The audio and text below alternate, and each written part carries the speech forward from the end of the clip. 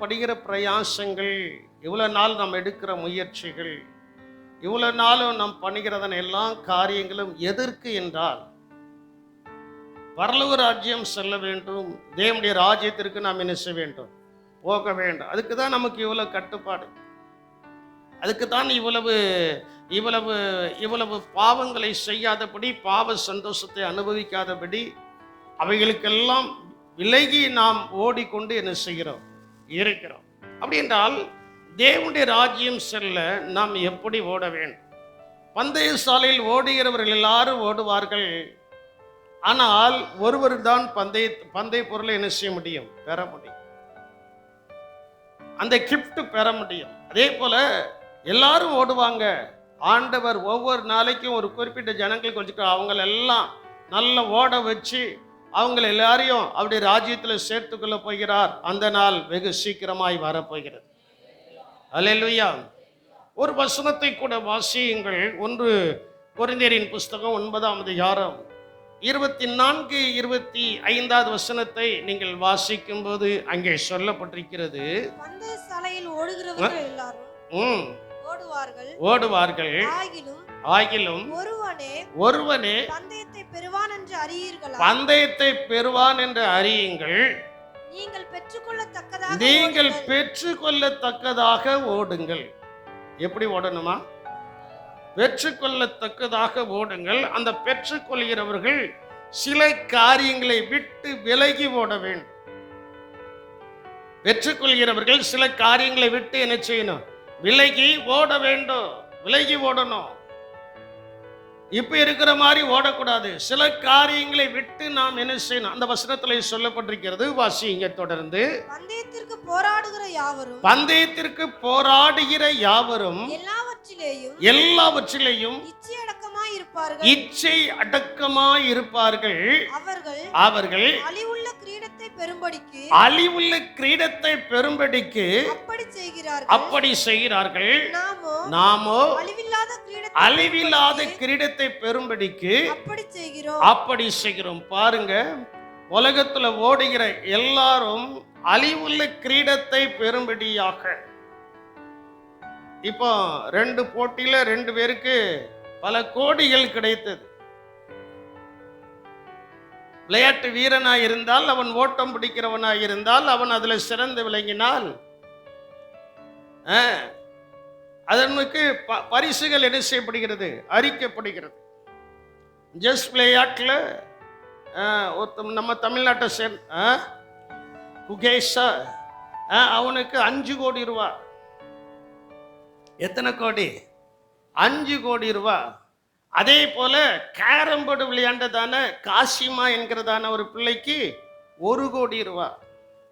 அப்போ கோடி கோடியா என்ன செய்கிறார்கள், கொடுக்கிறார்கள் அழிவுள்ள கிரீடத்தை பெறும்படிக்கு. நமக்கு அழிவில்லாத ஒரு கிரீடத்தை ஏசப்பா ஆயத்தம் பண்ணி கொண்டிருக்கிறார். அதை பெறும்படிக்கு நாம் எப்படி ஓட வேண்டுமா, இச்சை அடக்கத்தோடு கூட என்ன செய்யணும், ஓடணும். அதை பெறும்படிக்கு எல்லா வகையிலையும் நம்ம அடக்கம் ஒடுக்கமா. ஏன் அவர்களை போல பேச முடியல, ஏன் அவர்களை போல வாழ முடியல, ஏன் அவர்களை போல உடுக்க முடியல, ஏன் அவர்களை போல எல்லாத்தையும் செய்ய முடியலன்னா அதுக்கு ஒரு காரணம் இருக்கிறது. அந்த காரணம் என்னவென்றால், அழியாத கிரீடத்தை நாம் பெறப்போகிறோம். அல்லேலூயா. எதை பெறப்போகிறோம்? அழியாத கிரீடத்தை தேவன் நமக்கு வைத்திருக்கிறார். அழியாத கிரீடத்தை கர்த்தர் நமக்கு என்ன செய்திருக்கிறார், வைத்திருக்கிறார். அந்த அழியாத கிரீடத்தை பெறுவதற்கு சில காரியங்கள்ல நாம் விலகி ஓட வேண்டும். முதலாவது, விக்கிரக ஆராதனைக்கு விலகி ஓடுங்கள். விக்கிரக ஆராதனைக்கு விலகி ஓடுங்கள். 1 கொரிந்தியரின் புஸ்தகம் 10ஆம் அதிகாரம் 7வது வசனத்தை நீங்கள் வாசிக்கும் போது அங்கே சொல்லப்பட்டிருக்கிறது, ஜனங்கள் புசிக்கவும் குடிக்கவும் உட்கார்ந்து விளையாட எழுந்து வந்தார்கள் என்று எழுதியிருக்கிறபடி அவர்களில் சிலர் விக்கிரக ஆராதனைக்காரர் ஆனது போல. ஆமா, தம்பிக்காக, தங்கச்சிக்காக, மச்சானுக்காக, மாமனுக்காக, அவங்களுக்காக, இவங்களுக்காக நீங்க அந்த இடத்துக்கு போகாதீங்க. அல்லேலூயா. ஏன்னா நீங்க அப்படி போனா அழிவுள்ள கிரீடங்கள், அழிவுள்ள காரியங்கள் கிடைக்குமே தெரியாத, அழிவில்லாத ஆசீர்வாதம் நமக்கு கிடைக்காது. நல்லா புரிஞ்சுக்கிடுங்க. வருஷத்தின் கடைசி நாட்கள்ல இப்படி ஏன் ஒரு வார்த்தை என்று நீங்கள் நினைக்கலாம். ஒரு புதிய வருடத்திற்குள்ள புதிய ஆசீர்வாதத்தை நாம் பெற்றுக்கொள்வதற்கு, புதிய ஆசீர்வாதத்தை நாம் பெற்றுக்கொள்வதற்கு செய்யக்கூடியதான காரியம் என்ன? விக்கிரக ஆராதனை செய்யக்கூடாது. அதே அதிகாரம் 14வது வசனத்துல இன்னும் அழுத்தம் திருத்தமாய் சொல்லப்பட்டிருக்கிறது. ஆகையால் எனக்கு பிரியமானவர்களே, விக்கிரக ஆராதனைக்கு விலகி ஓடுங்கள். எதுக்கு விலகி ஓடுங்க? விக்கிரக ஆராதனைக்கு விலகி ஓடிடணும். அந்த இடத்துல நிற்க கூடாது. அந்த இடத்துல என்ன செய்யக்கூடாது? வேடிக்கையும் பார்க்க கூடாது. அதை இழுக்கிறாங்க, இது இழுக்கிறாங்கன்ட்டு அந்த இடத்துல இன்னும் வேடிக்கை என்ன செய்யக்கூடாது? பார்க்க கூடாது. அதனால தான் நான் பிள்ளைகளுக்கு எப்பொழுதும் சொல்லியிருக்கிறேன், அந்த கருநாள் கிருநாள்லாம் வரும்போது நீங்க வீட்டில் உட்காந்து தோத்திரம் பண்ணுங்க, ஆத்துல போய் விளையாண்டுட்டு கிடக்காதீங்க. என்ன செய்ய பாஸ்டர், எனக்கு சின்ன பிள்ளைகள் இருக்குல்ல, அந்த பிள்ளைகள் என்னை கூட்டு போன்னு சொல்லுமே. நாங்களும் சின்ன பிள்ளைகளை வளர்த்து தான் வந்திருக்கிறோம். அனுபவ ரீதியா சொல்லுதேன். அவைகளுக்கெல்லாம் நாம் என்ன செய்திருக்க வேண்டும்? சொல்ல மாட்டேங்களா? விலகி என்ன செய்யணும்? ஓடணும். அவங்க போட்டோம். உலகத்தோட கும்மாளம் போடுதவங்க, உலகத்துக்கு ஒத்து போறவங்க, உலகத்தின் வேஷத்தை தரித்தவர்கள், அவர்கள் போட்டோம். நம்ம அதிலிருந்து விலகிதான் இருக்க வேண்டும். அல்லேலூயா. நம்ம அதிலிருந்து விலகிதான் என்ன செய்யணும்? இருக்க வேண்டும். விக்கிரக ஆராதனைக்கு விலகி என்ன செய்யுங்கள்? ஓடிய பேரும். துண்டை காணும், துணியை காணும், என்ன செஞ்சிடணும்? ஓடிடணும். ஆமா, ஓடலை அப்படின்னா பரலோகம் நம்மளை அங்கீகரிக்காது. பரலோகம் நம்ம என்ன செய்யாது? அங்கீகரிக்காது. பரலோகம் நம்மை அங்கீகரிக்க வேண்டும் என்றால் நாம் விலகி ஓடக்கூடியதற்கு ஓடிதான் என்ன செய்யணும்? ஆனோம். வேற வழியே இல்லை. பேதுரு அதைத்தான் சொல்லும்போது, மாறுபாடான இந்த சந்ததியை விட்டு விலகி என்ன செய்யுங்கள்? ஓடுங்கள், ஜீவியுங்கள். அப்பொழுதுதான் வாக்கு தத்தம் பண்ணப்பட்ட பரிசுத்த ஆவி உங்கள் மேல் வந்து என்ன செய்யும்? இறங்குவா. பரிசுத்த ஆவியானவர் நம்ம மேல வந்து இறங்கணும். அப்படின்னா முதலாவது மாறுபாடான சந்ததி, அவங்க மாறுபாடு உள்ளவர்கள். தேவையில்லாத காரியத்தை அவர்கள் பேசுகிறார்கள். தேவையில்லாத சிந்தை அவர்களுக்குள்ள இருக்கிறது. தேவையில்லாமல் பல காரியங்கள் அவர்கள் செய்கிறபடியினால் அவைகளுக்கு விலகி என்ன செய்யுங்கள்? ஓடுங்கள். ஒன்று விக்கிரக ஆராதனைக்கு விலகி ஓடும் போது தேவனாகிய கர்த்தர் அழிவில்லாத கிரீடத்தை நமக்கு தருகிறார். அல்லேலூயா. கூழுக்கும் ஆசை, மீசைக்கும் ஆசைன்னா, ஒன்று கூலை குடிக்கணும்னா மீசையில் ஒட்டாமல் குடிச்சுக்கிடணும். ஒட்டிச்சுன்னா என்ன செய்யணும்? மீசையை எடுத்துடணும். வேற வழியே இல்லை. எப்படி? என்ன நிறைவேற்றிருக்கீங்களே? அதே போலதான் நிறைய பேருக்கு இங்கேயும் வேணும், அங்கேயும் வேணும். இல்ல தங்கம், இல்ல தம்பி, இல்ல ஐயா, இல்ல அம்மா. அதுல நீங்க ரொம்ப ஞானமா இருக்க வேண்டும். நம்முடைய இலக்கு, நம்முடைய ஓட்டம் நித்தியமாம் இயேசு ராஜாவை காணக்கூடியதான ஒரு ஓட்டமா இருக்க வேண்டும். அல்லேலூயா. சப்போஸ் நான் ஒரு வார்த்தை கேட்கிறேனே, அப்படி நீங்க விலகி ஓடாம மனுஷனை பிரியப்படுத்துவதற்கு அந்த இடத்துல போய் நீங்க நிற்கும் போது ஏசப்பா வந்துட்டாருன்னா என்ன செய்வீங்க? அதான் புத்தி இல்லாத கன்னிகைகள். அந்த புத்தி இல்லாத கன்னிகைகள் என்ன செய்தாங்களா? ஏசப்பா வந்துட்டு மணவாளன் வந்துட்டு போனதுக்கு அப்புறம் அவங்க என்ன செய்தாங்களா? இயேசுவே எனக்கு என்ன செய்யும்? ஆண்டவர் சொல்றார், உங்களை நான் என்ன செய்ய அறியே. ஏன்னா என் சித்தத்தை நீங்க என்ன செய்யல? நிறைவேற்ற. நாம் தேவனுடைய சித்தத்தை நிறைவேற்ற வேண்டும். தேவ சித்தத்தை நிறைவேற்ற அது நமக்கு தேவையில்லை. அது நமக்கு தேவையில்லை. இல்லை பாஸ்டர், நீங்க கிறிஸ்தவங்களா இருக்குதுனால சொல்லலாம். இல்லைங்க, எங்க அம்மா ஹிந்து தான். டெய்லர் என்னாச்சுமத்துக்கு தெரியும், அவங்க வந்திருக்கிறாங்க. எங்க அம்மா கூட பிறந்தவங்க எல்லாரும் இன்னும் பாதி பேர் இந்துவா இருக்கிறாங்க, பாதி பேர் ரட்சிக்கப்பட்டு ஸ்நானம் எடுத்து சபைக்கு போயிட்டு இருக்கிறாங்க. எதற்காக நான் சொல்றேன்னா, மனுஷனை பிரியப்படுத்துவது ஒரு ஆவிக்குரியவனுக்கு நல்லதல்ல. ஆவிக்குரியவன் எப்பொழுதுமே இயேசு ராஜாவை பிரியப்படுத்த வேண்டும். லேலியா சொல்ல மாட்டீங்களா? கை உயர்ந்த லேலியா வராத. இயேசுவை மட்டும் என்ன செய்யணும்? இயேசுவை பிரியப்படுத்த நம் தாழ்வில் இருக்கிற நம்மை கர்த்தர் உயர்ந்த இடத்திற்கு கொண்டு போவார். தாழ்வில் இருக்கிற நம்மை கர்த்தர் எங்க கொண்டு போவாரு? உயர்ந்த இடத்துக்கு. இயேசுவை மகிமைப்படுத்தும் எல்லா சூழ்நிலைமைகளையும். ஆகினால ஒன்று, விக்கிரக ஆராதனைக்கு விலகிய நிச்சயங்கள் ஓடுங்கள். இரண்டாவது, வேசித்தனத்திற்கு விலகி ஓடுங்கள். வேசித்தனத்திற்கு என்ன செய்யுங்க? விலகி ஓடுங்கள். வாசியுங்க.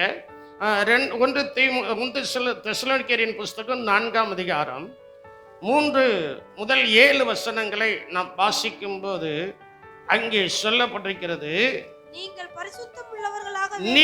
பரிசுத்தம் உள்ளவர்களாக வேண்டும் என்பதே தேவனுடைய சித்தமாய் இருக்கிறது.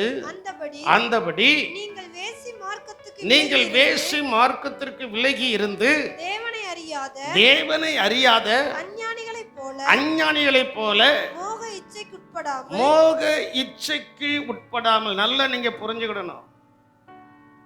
மோக இச்சைக்கு, உலகத்தினுடைய இச்சைக்கு நீங்கள் உட்படாமல் உங்களில் அவனவன் தன் சரீர பாண்டத்தை பரிசுத்தமாயும் கனமாயும் ஆண்டு கொள்ளும்படி அறிந்து. நம்ம சரீரத்தை எப்படி ஆண்டு கொள்ளணுமா? பரிசுத்தமாயும் கனமாயும். ஆமா, இயேசுநாதர் அதுதான் சொன்னாரு. பழைய ஏற்பாட்டில் செய்தாதான் குற்றம், புதிய ஏற்பாட்டில் ஆமா. யாரையாவது ஒரு ஆளை பார்த்து சோ பியூட்டிஃபுல் அப்படின்னாச்சுன்னா நான் அவ்வளோதான். யாராவது ஒரு பெண் யாரையாவது பார்த்து சோ ஹேண்ட்ஸம் அப்படின்னாச்சுன்னா நீங்க அவ்வளவுதான். வேத வசனம் சொல்லுது, நான் சொல்லல, கர்த்தருடைய வார்த்தை சொல்கிறது. மத்தேயு 5ஆம் அதிகாரத்துல இயேசு சொல்கிறது வார்த்தை. மோக இச்சைகளுக்கு, வேசி மார்க்கத்திற்கு விலகி ஓடுங்கள். இன்னைக்கு இதுல தான் நிறைய பேர் பிடி உண்டு. சாத்தானுடைய பிடி இன்னைக்கு இதுல தான் இருக்கு. கண்களுக்கு முன்னால கொண்டு வந்து விடுவான். இன்னைக்கு காலையில இதுக்கு தகுந்தாப்புலதான் இன்னைக்கு காலையில வசனம் வாசிக்கும் போது சிம்சோன் சொல்லுதான், அவள் என் கண்ணுக்கு, சொல்ல மாட்டேங்கிங்களே, என் கண்ணுக்கு எப்படி இருக்கிறா? ரொம்ப பிரியமா இருக்கிறா. கடைசியா கண்ணுக்கு பிரியமா தான் இருந்துச்சு, கண்ணையே பிடுங்கிட்டு போயிட்டான். கண்ணுக்கு பிரியம் கண்ணை என்ன செஞ்சுட்டு கண்ணு இல்லாம இறந்து போயிட்டான். ஆண்டவர் நல்ல கண்ணை கொடுத்தாரு. மறிக்கும் போது அவனுக்கு என்னதில்லை. ஆமா, பாவத்தினுடைய சம்பளம் மரணம். தேவனுடைய கிருபையோ நமக்கு எப்படி இதாக இருக்கிறது? நித்திய ஜீவனாய் இருக்கிறது. ரெண்டுக்கும் சம்பளம் இருக்கு. அதனால வேசி மார்க்கத்திற்கு விலகி ஓடுங்கள். உங்களுடைய சரீர பாண்டங்களை பரிசுத்தமாயும் கனமாயும் ஆண்டு கொள்ளும்படி அறிந்து, இந்த விஷயத்தில் ஒருவனும் மீறாமலும் தன் சகோதரனை வஞ்சியாமல் இருக்க வேண்டும் என்று முன்னமே நாங்கள் உங்களுக்கு சொல்லி சாட்சியாக எச்சரித்தபடியே இப்படிப்பட்ட விஷயங்கள் எல்லாவற்றையும் குறித்து அப்ப நல்லா நீங்க புரிஞ்சுக்கிடுங்க. இந்த விஷயத்தில் ஒருத்தி மீளக்கூடாது. ஒருவனும் மீளக்கூடாது தானே சொல்லியிருக்கு. அப்போ ஒருத்தி மீறலாமா? 2 பேரும் மீறக்கூடாது. அல்லேலூயா. உங்க சரீரத்தை பரிசுத்தமாயும் கனமாயும் நீங்கள் என்ன செய்யணும்? ஏன்னா இயேசு வாராரு. இயேசு என்ன செய்தாரு? வாராரு. இயேசு வரும்போது பரிசுத்தம் இல்லைன்னா அவர் நம்மளை ஏறிட்டு பார்க்க மாட்டார். அவர் நம்மளை என்ன செய்ய மாட்டாரு? ஏறிட்டு என்ன செய்ய மாட்டாரு? பார்க்க மாட்டார். அவர் அப்படியே நம்மளை விட்டுட்டு போயிடுவார். அப்புறம் ஐயோ ஏசப்பா எனக்கும்னு அவரு சொல்லுவார். உனக்கு பூலோகத்தில் கீழே ஒரு இடம் இருக்கு, அங்கே பேர், மேலே இருக்கிறவங்களாம் வந்து சேர்ந்துட்டாங்க. மேலே வரக்கூடியவங்களாம் வந்து என்ன செய்தாச்சு? சேர்ந்தாச்சுப்பா. இனி இடம் இல்லை, உனக்கு ஒரு இடம் அங்கே இல்லை, ஆண்டவர் சொல்லிடுவார். அதனால 2வது, வேசித்தனத்திற்கும் வேசி மார்க்கத்திற்கும் என்ன செய்யுங்க? விலகி ஓடுங்கள். 3வது, பாலியத்தின் இச்சைகளுக்கு. 3வது எதுக்கு விலகி ஓடணும்? அழியாத கிரீடத்தை பெறப்போகிறதுனா பாலியத்தின் இச்சைகளுக்கு என்ன செய்யணும்? விலகி என்ன செய்யணும்? ஓடணும். 2 தீமோத்தேயின் புஸ்தகம் 2ஆம் அதிகாரம் 23வது வசனத்தை வாசிக்கும் போது அங்கே அப்போஸ்தலனாகிய பவுல் தீமோத்தேயுவிடத்தில் சொல்கிறதான காரியத்தை நீங்கள் பாருங்கள். அன்றியும் என்னாச்சு? அன்றியும் அதான்டா 2 பேர் வாசிக்கணுங்கிறது இதுக்கு தான். சரி. அன்றியும் பாலியத்துக்குரிய இச்சைகளுக்கு நீ விலகியோடி சுத்த இருதயத்தோட கர்த்தரை தொழுதுகளுடனே பாருங்க. அன்றியும் பாலியத்துக்குரிய இச்சைகளுக்கு நீ விலகியோடி சுத்த இருதயத்தோட. அப்ப ஆண்டவரை தொழுது கொள்கிற இந்த இடத்துக்கு வரத எல்லாரும் எப்படிப்பட்டவங்க? சொல்ல மாட்டீங்க. நீங்க சொல்லல, அறிக்கை பண்ணலன்னா சாத்தான் உங்க பக்கத்துல வந்து சொல்லுவான், ஏய் நீ சொல்லாதடா, நீ சொல்லாதடா, உனக்குள்ள என்னது இருக்கு? உனக்குள்ள என்னது இருக்கு? அசுத்தம் என்ன செய்யுது? இருக்கு. இருதயம் என்ன செய்யல? சுத்தமாக்கப்படல. விசுவாசத்துல அறிக்கை பண்ணுங்க, நான் இந்த இடத்துல கர்த்தரை ஆராதிக்க வந்திருப்பதே சுத்த இருதயத்தோடு வந்திருக்கிறேன். அல்லேலூயா. 2 கரங்களை உயர்த்துங்க. நான் சொல்ல சொல்ல சொல்லுங்க. நான் இந்த ஸ்தலத்தில் கர்த்தரை தொழுது கொள்வதற்கு சுத்த இருதயத்தோடு வந்திருக்கிறேன். அந்த சுத்த இருதயத்தை இயேசுவின் வருகை மட்டும் காத்துக்கொள்வே. தலைக்கு மேல கரங்களை கொட்டி அந்த வாக்குத்தத்தம்னா வார்த்தைகளை நீங்கள் பெற்றுக்கொள்ளுங்கள். ஆமென், ஆமென், ஆமென், ஆமென், ஆமென், ஆமென், ஆமென், ஆமென். ஆண்டவரே, சுத்த இருதயத்தை சிருஷ்டியும். இருதயத்தில் சுத்தமுள்ளவர்கள் பாக்கியவான்கள், அவர்கள் தேவனை தரிசிப்பார்கள், அவர்கள் தேவனை தரிசிப்பார்கள். இருதய சுத்திகரிப்பு உண்டாகட்டும் கர்த்தாவே. ஆமென். அல்லேலூயா, அல்லேலூயா.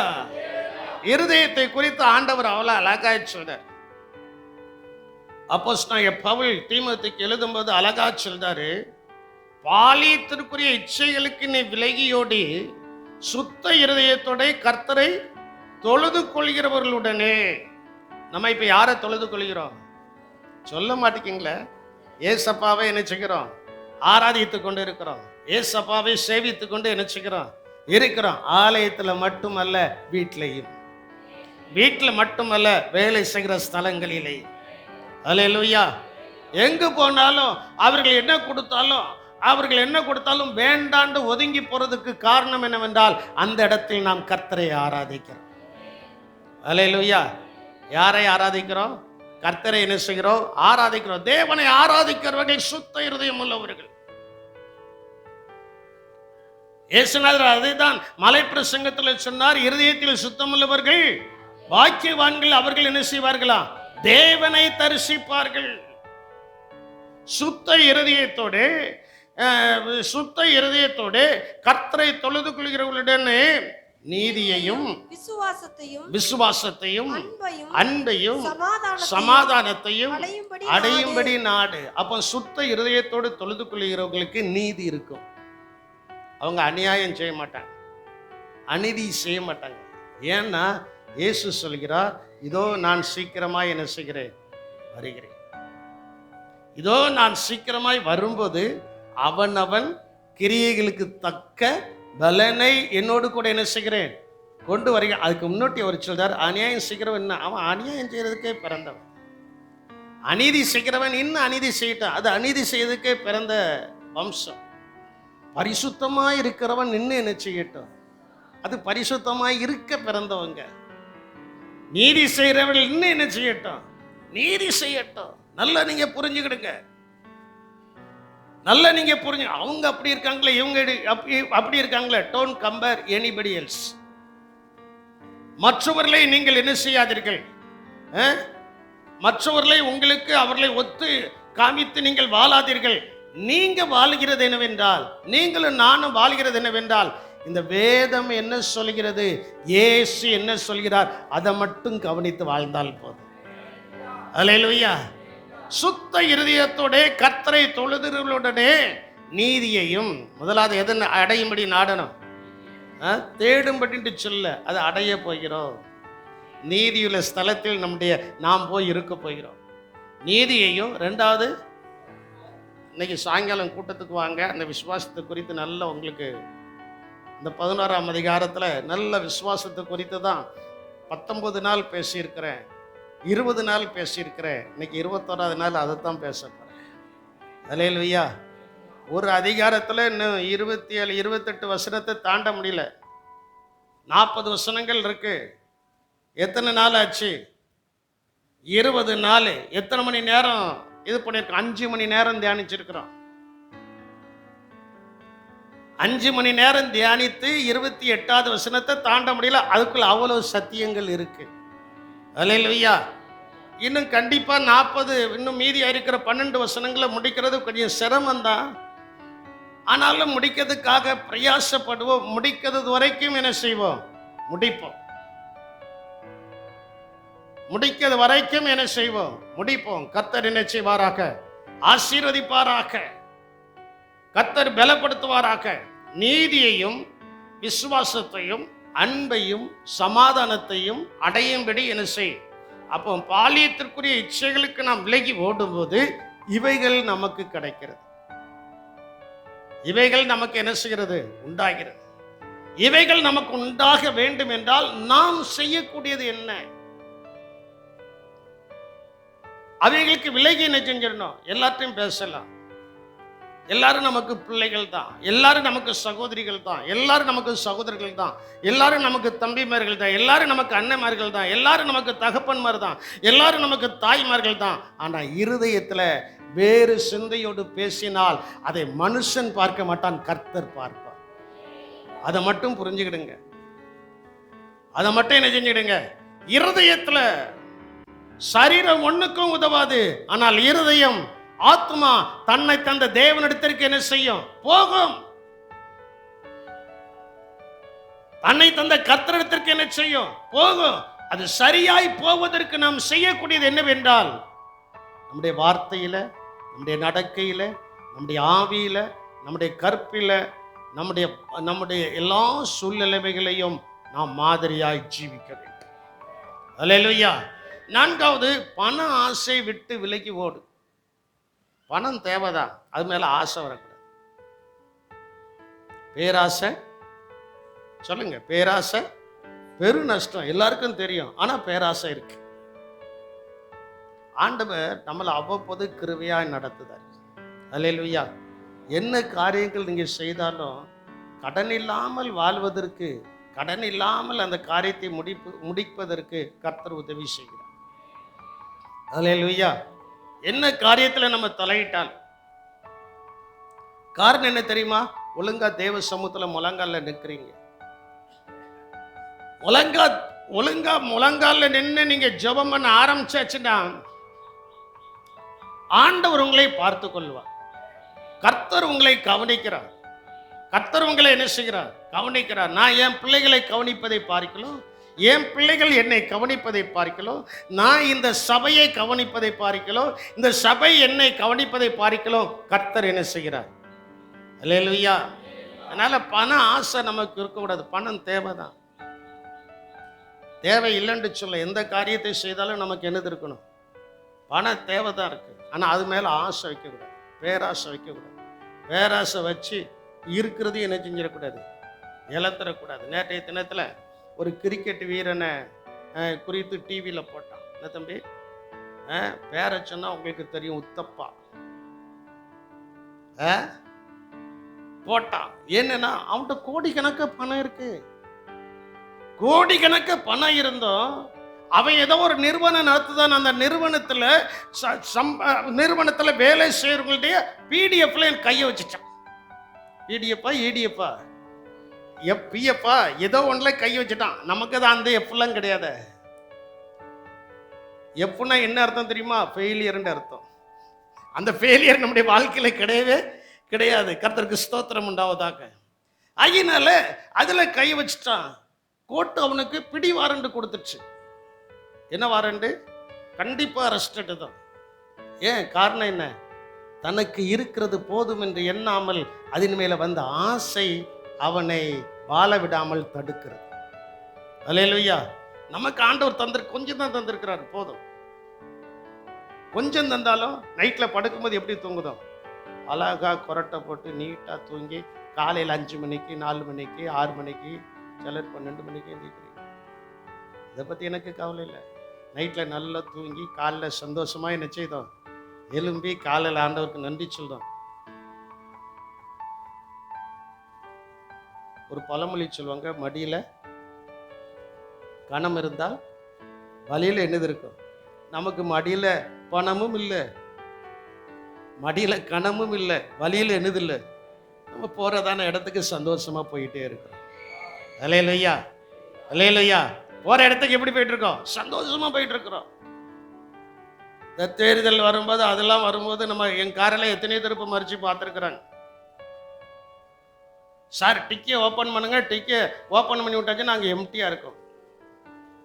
ஒரே ஒரு கம்ப்ரெஷர் மட்டும் உள்ள கிடக்கும், வேற எதுவும் அதிகமாக என்ன செய்யாது, இருக்காது. அது போகனா எங்கேயாவது போனாங்க கொஞ்சம் என்ன தேவை ஜாமான்களை வாங்கிட்டு வருவோம், அதுக்குரிய பில் இருக்கும். இந்த பாருங்க, ஒருக்கா என்கிட்ட கேட்டார், சார் கேஷ் எவ்வளோ வச்சுருக்கீங்கன்னாரு. இந்தா இருக்கு, ரப்பர் பேண்ட் வச்சுருக்கேன், இதில் எண்ணி பார்த்துடுங்கன்னு. வேற எங்கேயாவது சார், நீங்களே செக் பண்ணிக்கிட்டு. அந்த அளவுக்கு நம்ம என்ன மிதந்துக்கிட்டா இருக்கிறோம்? இல்லை இல்லை, கர்த்தர் அந்த அளவுக்கு நம்ம ஆசீர்வாதமாய் வைத்திருக்கிறார். பண ஆசை நமக்கு இருக்கக்கூடாது. பணம் தேவை, கர்த்தர் தருவார். அதைத்தான் சாலமன் ராஜா சொல்லும்போது சொல்கிறார், ஆண்டவரே எனக்கு அதனதன் நாளுக்குரிய படியே என்ன செய்துவிடும். நான் கடனும் வாங்கக்கூடாது, நான் திருடவும் கூடாது, தரித்திரமும் அடையக்கூடாது, ஐஸ்வர்யவனாகவும் இருக்கக்கூடாது. எனக்கு அந்தந்த நாளுக்குரிய பாடு போதும். அதனால தான் ஏசப்பாவும் மத்தேயு 6ஆம் அதிகாரம் கடைசி வசனத்தில் சொல்லிட்டாரு, அதனந்த நாளுக்குரிய பாடு போதும். உங்களுக்கு கார் வேணுமா, அது தேவனுடைய சித்தம் வரும்போது காரை கொடுத்துருவார். 2 வீலர் வேணுமா, கர்த்தருடைய சித்தம் வரும்போது கொடுத்துருவார். வீடு வேணுமா, 2 பெட்ரூம் வேணுமா, 3 பெட்ரூம் வேணுமா, 10 பெட்ரூம் வேணுமா. 10 பெட்ரூம் எதுக்கு, 2 போதும், அல்லாட்டா 3 போதும். இப்போ எனக்கு 3 பிள்ளைகள் இருக்கு, 4 பெட்ரூம் வேணும். இன்னும் நாங்கள் என்ன தெருவில் போய் படுக்க முடியுமா? இப்பவும் எங்கள் பிள்ளைகள் வந்தால் என் பெட்ரூமுக்குலாம் ஒருத்தரும் வரமாட்டாங்க. அது அப்பாக்குரியது. இப்போ என் பிள்ளைகளுடைய வீட்டுக்கு போனாலும் அவங்க பெட்ரூமை காலி பண்ணி என்கிட்ட தந்துடுவாங்க. அப்பா 2 நாள் 3 நாள் தங்குவாங்க, சந்தோஷமா என்ன செய்யட்டும். சொல்ல மாட்டேங்கல. அப்போ பண ஆசை நமக்கு இல்லை, ஆனால் கர்த்தர் நடத்துகிறார். கர்த்தர் என்ன செய்கிறாரு, நடத்துவார். உங்களை நடத்துவார். என்னை நடத்தினதான தேவன் உங்களை நடத்துவார், உங்களை நடத்தினதான தேவன் என்னையே நடத்துவார். அந்த விசுவாசம் உடையவர்கள் மட்டும் 2 கரங்களை வைத்து ஒரு அல்லேலூயா சொல்லுங்க பாப்போம். அல்லேலூயா. பாருங்க, பெரிய பெரிய ஆட்கள் எல்லாம் பார்க்கும்போது, நேற்றைக்கு எங்க சோஃபியினுடைய டியரஸ்ட் ஃப்ரெண்டு, அந்த கம்பெனியில் என் மருமகனும் ஒரு சின்ன முதலீடு பண்ணியிருக்கிறார். அதனால தான் கடைசியாக அவனுக்கு அங்கே ஒரு வேலை கிடைக்கிற மாதிரி இருந்துச்சு. கர்த்தரா பார்த்து அதை தடுத்து என்ன செஞ்சிட்டாரு, நிறுத்திட்டார். அந்த ஓனர் புதுசாக 1 கோடி ரூபாய்க்கு கார் வாங்கி போயிருக்காரு. ஸ்பாட்டில் குடும்பமாக அவுட். நேற்றைக்கு நடந்ததான சம்பவம் சிலர் டிவியில் பார்த்துருக்குறாங்க. அவர்கிட்ட 100 பேர் வேலை செய்தாங்க. எத்தனை பேர் வேலை செய்தாங்க? 100 பேர். நமக்கு கோடியெல்லாம் இல்லை.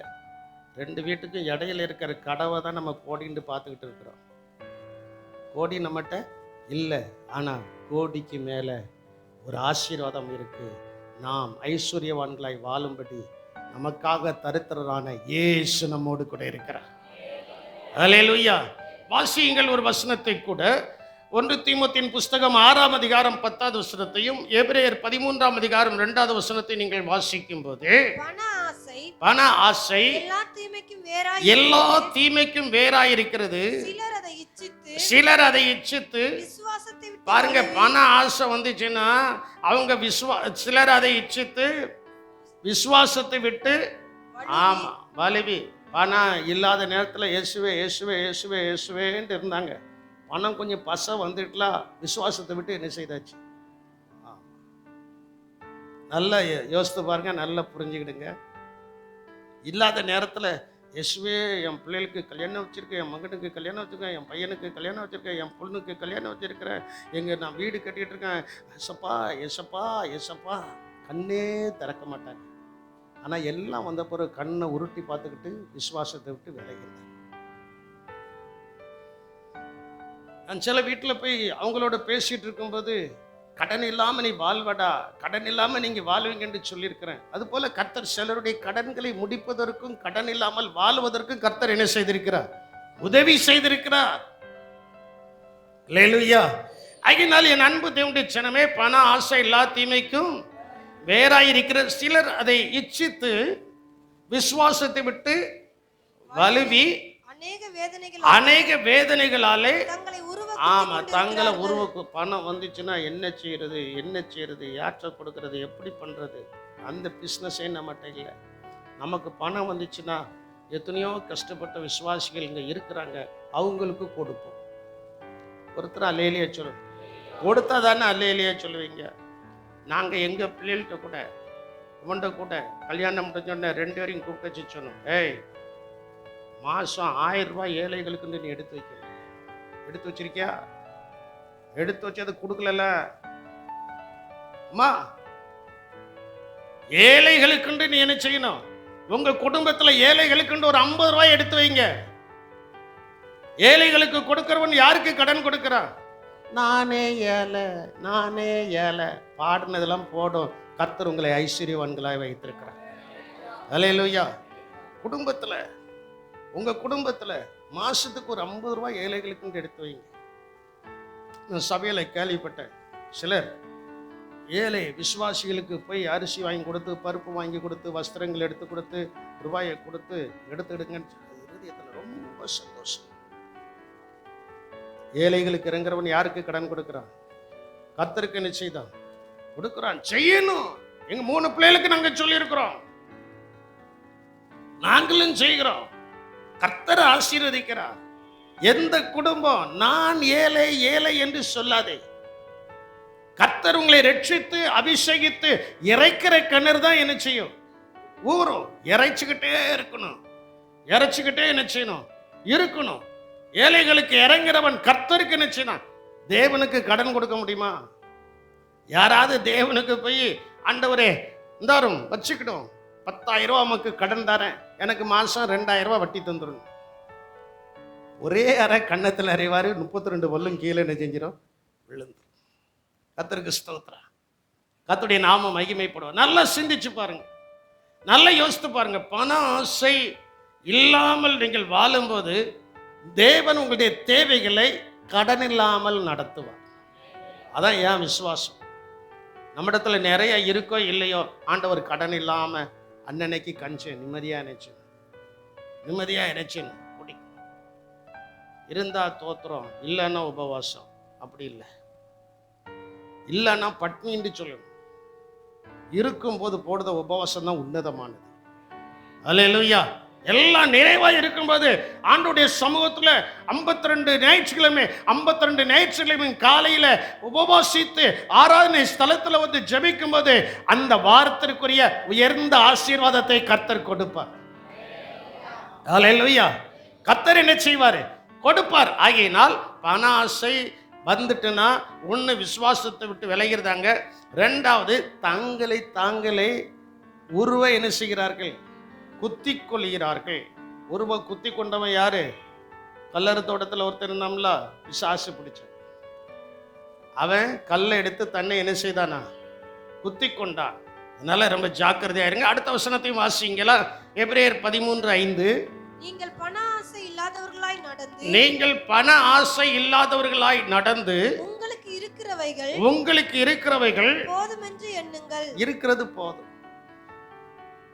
இருக்கிறது என்னைக்காவது ஆண்டவர் உங்களுக்கு தந்ததை கையில வச்சுக்கிட்டு, ஏசப்பா இவ்வளவு தந்தீங்களே உமக்கு சொல்லியிருக்கீங்களா?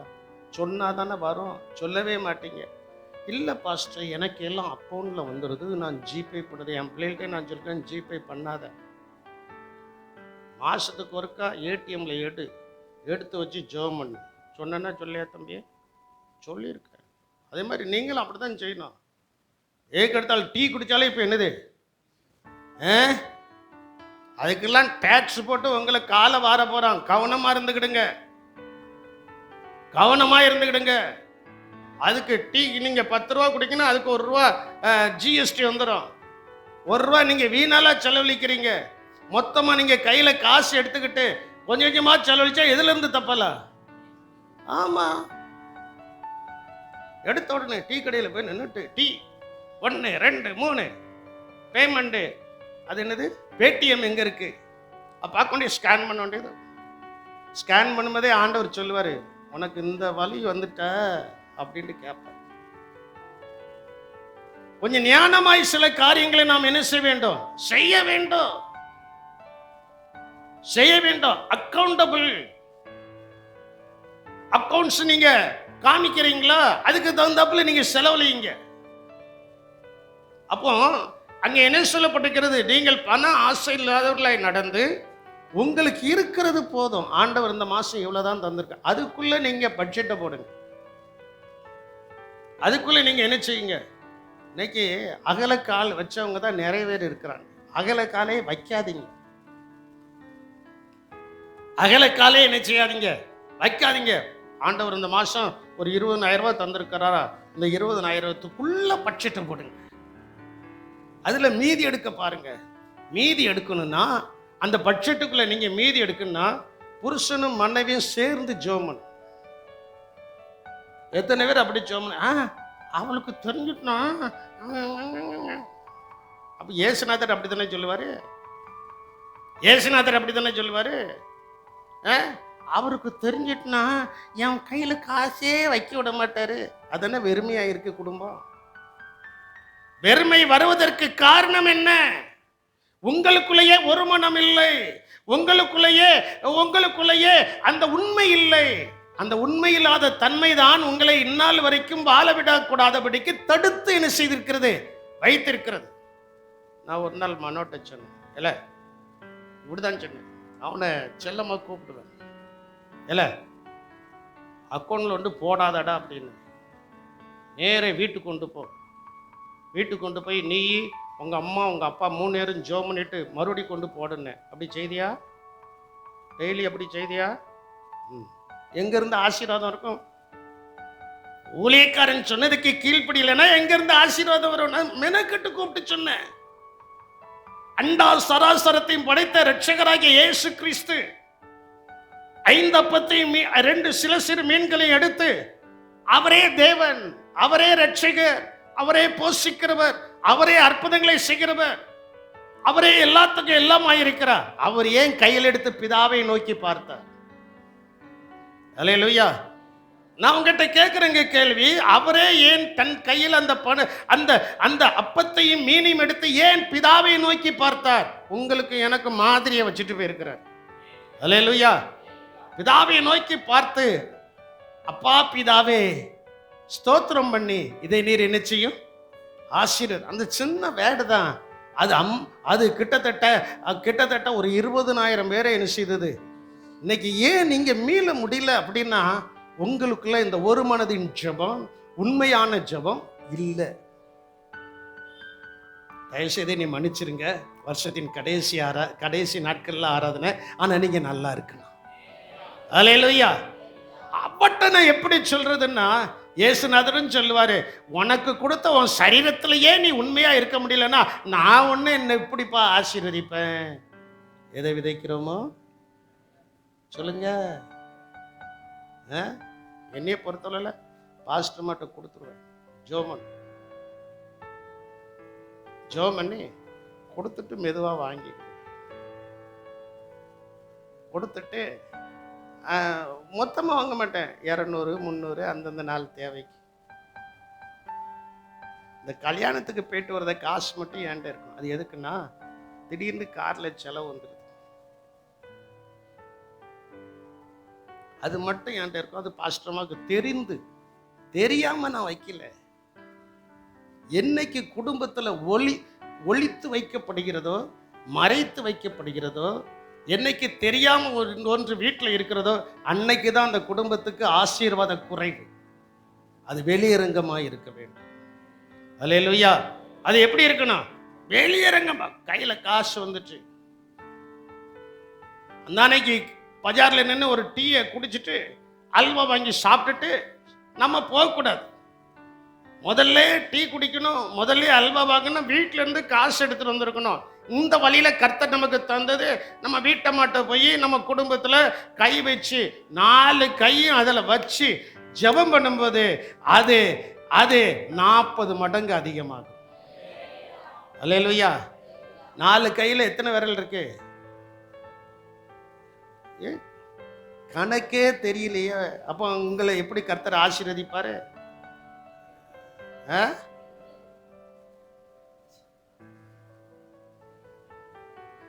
10 10 2 பிள்ளைகள் இருக்குல்ல, குடும்பம். ஜோஸ்லினை கூப்பிட்டு என்ன செய்யணும்? ஜோமனை சொல்லணும்.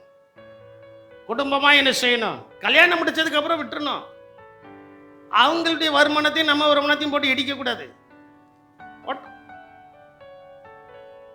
என்ன செய்யட்டும்? அதுக்கு தட்டும் தான் மனோவை கொடுக்க சொல்லியிருக்கேன். கல்யாணம் முடிஞ்சதுக்கு அப்புறம் நீ உங்க அப்பா அம்மாவை கவனிக்கணும். அல்லேலூயா. அதனால என் அன்பு, இந்த ஒழுக்கத்துக்குள்ள நீங்க வந்தாச்சுன்னா நீங்க அழியாத கிரீடத்தை பெறும்படி உலகத்திலேயே கடன் இல்லாமல் நீங்கள் வாழ்வீர்கள். அல்லேலூயா. ஒருவேளை நீங்க சொல்லலாம், என் ஹஸ்பண்ட் வந்து வெளிநாட்டில் இருக்கிறாரு, அடுத்த மாநிலத்தில் இருக்கிறாரு, ஏதாவது இப்போ செல் வசதி இருக்க, வீடியோ கால் இருக்க, சொல்லுங்க என்னது இருக்கு? என்னது இருக்கு? மற்ற நேரம்லாம் வீடியோ காலை போட்டு சண்டை போட்டு எடுத்தீங்க.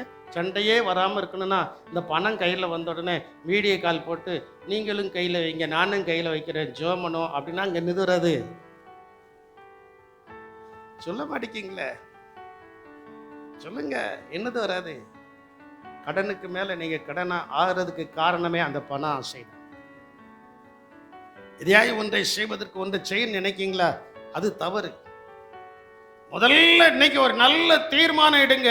அளவில்லாத கிரீடத்தை பெறுகிறத நமக்கு பண ஆசை இருக்கக்கூடாது.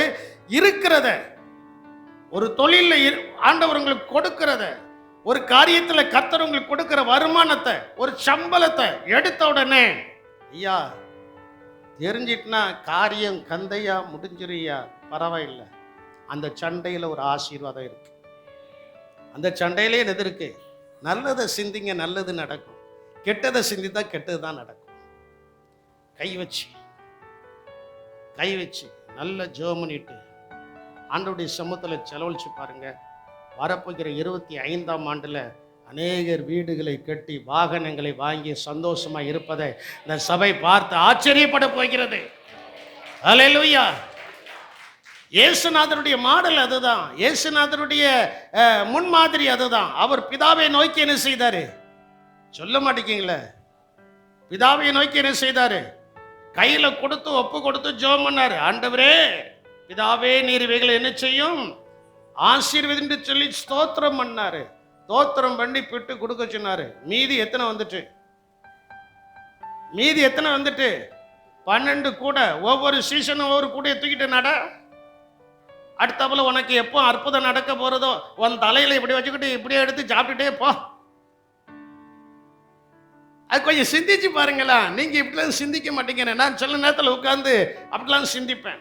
ஆண்டவர் தலைக்கு மேல பணத்தை கொடுத்துட்டார். அதை எடுத்து நம்ம இப்படி என்ன செய்யணும்? சொல்ல மாட்டேங்கிங்களே. அதை எடுத்து என்ன செய்யணும்? செலவழிக்கணும். இயேசுநாதர் அற்புதம் செய்தோடனே சீஷர்கள் இந்த கூடையை எங்க தான் வச்சு கொண்டு போயிருப்பாங்க? பெண்களா இருந்தா ஒருவேளை இடுப்புல வச்சு கொண்டு போவீங்க. ஆண்கள் எங்க வச்சு கொண்டு போக முடியும்? ஆமா, தலையில வச்சு போகும்போதே தோமா, ஏற்கனவே தோமாவுடைய விசுவாசம் பெருசு இல்லை, நாம் அவருடைய கூட என்ன செய்வோம்? மறிக்க போவோம் அப்படின்ட்டு சொன்னவன் மறிக்கிறதுக்கு முன்னால தலையில இருக்கிறத கொஞ்சம் எடுத்து என்ன செஞ்சிடுவோம். ஆண்டவர் தருது ஆசீர்வாதங்களை கொஞ்சம் யோசித்து பாருங்க, சிந்திச்சு பாருங்க. நல்லா நீங்க சிந்திச்சு பார்த்தீங்கன்னா ஆண்டவர் நம்மளை ஒருபோதும் கைவிட மாட்டார். நமக்கு தேவையில்லாத ஆசைகள் என்ன செய்யக்கூடாது? வரக்கூடாது. தேவையில்லாத ஆசைகள் வரும்போது அது நமக்கு பேராசையாக மாறி பெரும் நஷ்டமாக என்ன செய்கிறது? வந்து விடுகிறது. ஆண்டவரே சொல்றார் பாருங்களா, நீங்கள் பண ஆசை இல்லாதவர்களாய் நடந்து உங்களுக்கு இருக்கிறவைகள் போதும் என்று எண்ணுங்கள், நான் உங்களை விட்டு விலகுவதும் இல்லை, உன்னை கைவிடுவதும் இல்லை. அப்ப ஆண்டவர் கைவிடாதமா இருக்கிறதுக்கு நமக்கு என்ன சிந்தனை வரணும்? இயேசு நம்மோடு கூட இருக்கிறார். ஒரு காரியத்தை செய்தீங்களா? இயேசுவை முன்னால வைங்க. இயேசு இருக்கிறார். இயேசு இயேசு இயேசு இயேசு. அதுக்காக ஏசிடாதீங்க. இயேசு இயேசுன்னு சொல்லியே வாழ்க்கையில முன்னேறு. அல்லேலூயா. ஏசப்பா பார்த்துக்கொள்வா. சில பிள்ளைகள்கிட்ட ஏமா அதை விடுமா, கர்த்தர் பார்த்துட்டே இருக்காருன்னா அன்னைக்கு விட்டுரும். மறுநாள் வந்துட்டு அதே புலம்பு, மறுநாள் வந்துட்டு அதே புலம்பு. விடு, விட்டுட்டு ஓடு. ஆண்டவருக்காக நீ ஓடு, ஆண்டவருக்காக நீ பிரயாசப்படு. பணாசை நமக்கு வேண்டாம். கர்த்தர் நடத்துவார். அல்லேலூயா. கர்த்தர் என்ன செய்வாரு? இதுவரைக்கும் நடத்தினவர் இனியும் என்ன செய்வார்? இம்மட்டும் உதவி செய்தவர் இன்னும் என்ன செய்வார்? அந்த விசுவாசத்துக்குள்ள வாங்க. ஆண்டவரே, எனக்கு இத்தனை லட்சத்து தார, இத்தனை டயர் உள்ள காரை தார, இத்தனை இதை தார, வேண்டாம். ஆண்டவரே, உம்முடைய சித்தத்துக்கு என்னை அர்ப்பணிக்கிறேன். நீர் எப்படி பிதாவினிடத்தில் உமக்குரியதை கொடுத்து அதிசயங்களையும் அற்புதங்களையும் பெற்று ஜனங்களுக்கு கொடுத்தீரோ, அதே போல நான் என்னை உம்முடைய கரத்தில் ஒப்பு கொடுக்கிறேன். நீர் என்னை ஆசீர்வதின்னு சொல்லி ஜெபம் பண்ணா அவர் நம்மை ஆசீர்வதிக்காம விட மாட்டார். அல்லேலூயா. அவர் நம்மை ஆசீர்வதிக்காமல் என்ன செய்ய மாட்டார்? ஒருபோதும் விட மாட்டார். அதான் அவர் சொல்றாரு, நான் உன்னை ஆசீர்வதிப்பம்பா, நான் உன்னை ஆசீர்வதிக்கும்படி நான் உன்னை விட்டு விலகுவதும் இல்லை, உன்னை கைவிடுவதும் இல்லை. கடைசியா ஒரு வசனத்தை வாசித்து முடிக்க போறோம். எபிரேயரின் புஸ்தகம் 12ஆம் அதிகாரம் 1வது வசனம். நாம் இயேசுவை நோக்கி லக்கை நோக்கி ஓடணும். லக்கை நோக்கி என்ன செய்யணும்? ஓடணும். வாசிமா. ஆகையால் மேகம் போன்ற இத்தனை திரளான சாட்சிகள் நம்மை சூழ்ந்து கொண்டிருக்க, பாரமான யாவற்றையும் நம்மை சுற்றி நெருங்கி நிற்கிற பாவத்தையும் தள்ளிவிட்டு விசுவாசத்தை துவக்குகிறவரும். எப்படி ஓடணுமா? விசுவாசத்தை துவக்குகிறவரும் முடிக்கிறவருமாய் இருக்கிற இயேசுவை நோக்கி நமக்கு நியமித்திருக்க. அடுத்தவங்க ட்ராக்ல ஏறாதீங்க. இந்த ஆக்சிடென்ட் ஆறதுக்கு காரணமே ட்ராக்கை மாற்றி வண்டி ஓட்டுறது தான் ஆக்சிடென்ட்டுக்கு காரணம். அப்படிதானே பிரதேசத்தின்?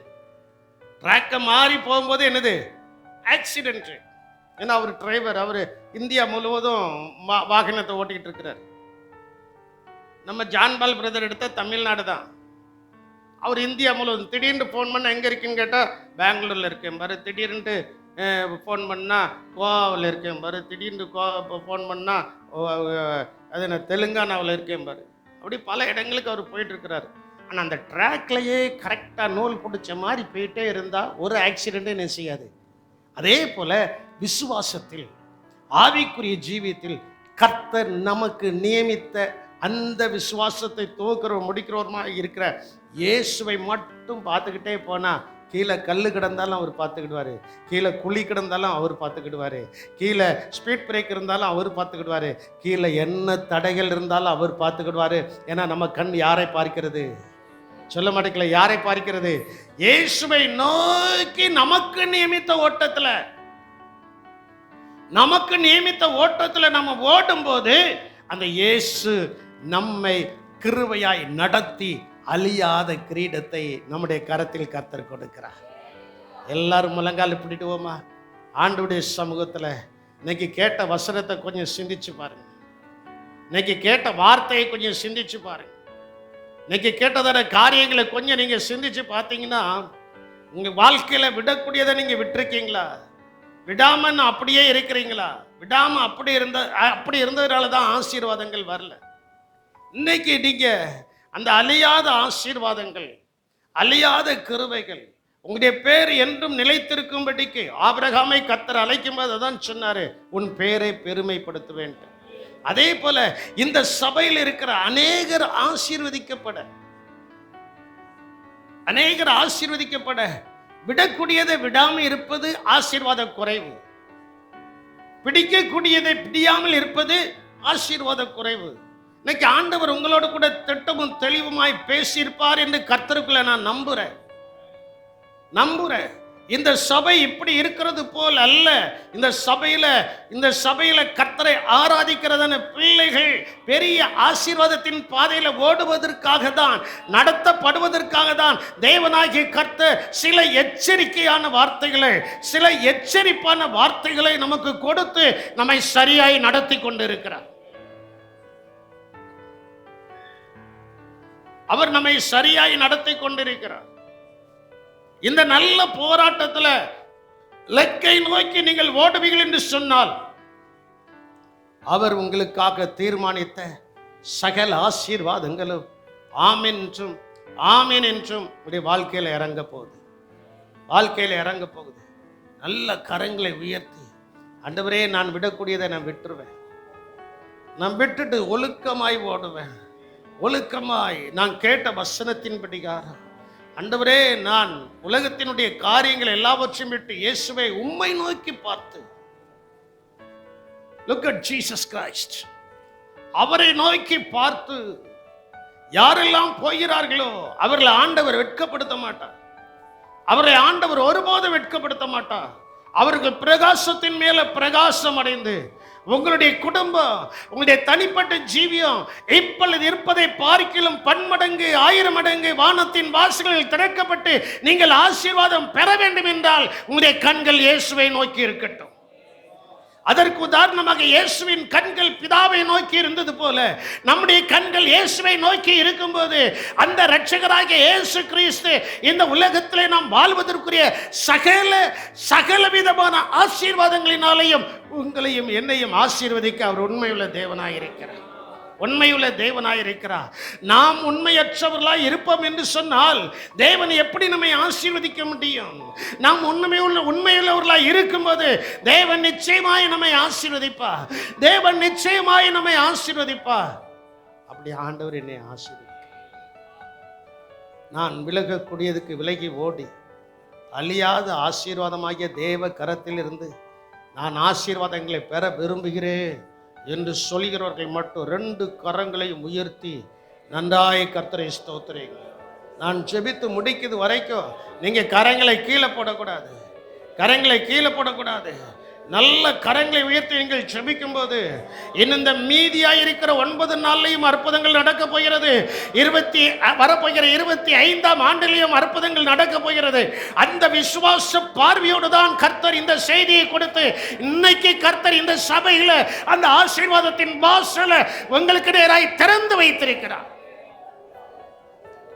எங்கள் கிருபை உள்ள தேவனே மே துதிக்கிற கர்த்தாவே, அழியாத ஆசீர்வாதங்களை நாங்கள் பெற்றுக்கொள்வதற்கு, அழியாத ஆசீர்வாதங்களை நாங்கள் பெற்றுக்கொள்வதற்கு, அழியாத ஐஸ்வர்யங்களை நாங்கள் பெற்றுக்கொள்வதற்கு எதை விட்டு விலகி ஓட வேண்டுமோ அதை விட்டு விலகி ஓடவும், எதை நாங்கள் பிடித்து கொள்ள வேண்டுமோ இயேசுவை நோக்கி நாங்கள் இயேசுவை பிடித்து ஓடவும் கர்த்தர் எங்களுக்கு உதவி செய்யும்போது, ஆண்டவரே முதலாவது அப்படி நாங்கள் தேவனுடைய ராஜ்யத்தை தேடும்போது, உடைய நீதியை தேடும்போது இந்த உலகத்தில் வாழ்வதற்குரியதான சகல வாழ்வாதாரங்களையும் எங்களுக்கு பன்மடங்கு ஆசீர்வாதமாக்கி கொடுத்து நாங்கள் இப்பொழுது இருப்பதை பார்க்கிறோம் 1000 மடங்கு ஆசீர்வதிக்கப்பட எங்கள் சேனைகளின் கர்த்தர், எங்கள் இரட்சகராகிய இயேசு கிறிஸ்து, எங்களை நடத்துகிற பரிசுத்த ஆவியின் தேவன் எங்களை அவிதமாய் நடத்த போகிறபடியினால் உமக்கு ஸ்தோத்திரங்கள் ஐயா, உமக்கு ஸ்தோத்திரங்கள்.